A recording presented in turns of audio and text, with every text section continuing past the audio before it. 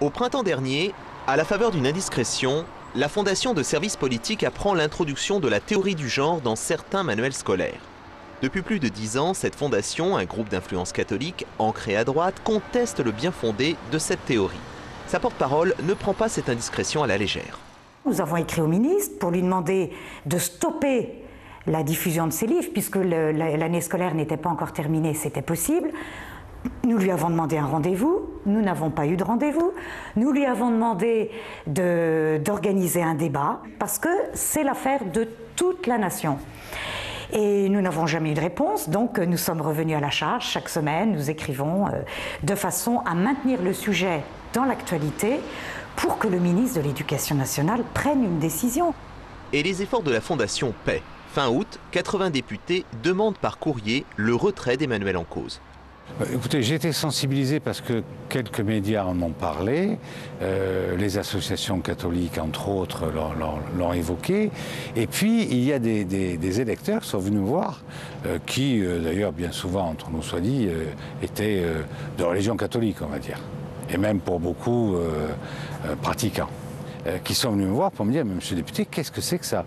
Je ne pouvais pas laisser passer ça, c'est pour ça que je me suis impliqué dans cette envolée vis-à-vis du ministre. Et c'est bien la mobilisation de plusieurs associations catholiques qui aide à animer le débat. Je pense que clairement, aujourd'hui, l'Église doit accepter de se situer dans le débat public. Elle ne peut pas prétendre imposer immédiatement ses vues à toute la société. Donc il y a une exigence de débat, d'argumentation, d'implication, etc. Mais en même temps, l'Église en France, si elle est à bien des égards minoritaire, elle n'est pas seulement minoritaire.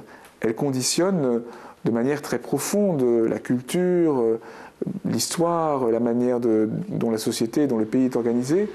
Et donc, il y a une sorte de responsabilité des chrétiens pour donner des clés que eux seuls possèdent en quelque sorte sur le tissu profond de notre pays. Cette responsabilité, certains catholiques l'assument et s'en donnent les moyens, comme à la Fondation de services politiques. Nous sommes un lobby dans la mesure où nous cherchons à travailler avec des élus, avec les ministres que nous pouvons rencontrer pour leur faire part de nos réflexions et de nos propositions. Mais ce positionnement nouveau demande aussi à rompre avec des préjugés anciens.